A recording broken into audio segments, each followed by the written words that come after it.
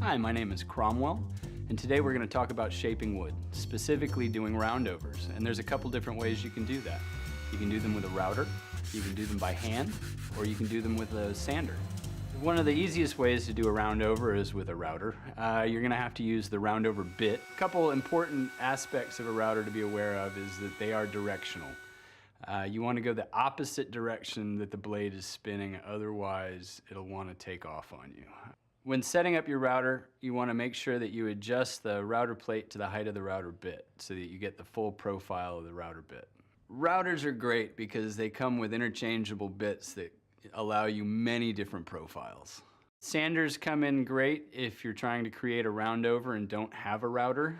They're great for doing a small relief roundover on the edge. And you do this by doing several long passes, easing the edge. And if you have no tools at all, you can still do it with a piece of sandpaper and a little bit of elbow grease. And that's a few great ways to create roundovers. Good luck and Godspeed.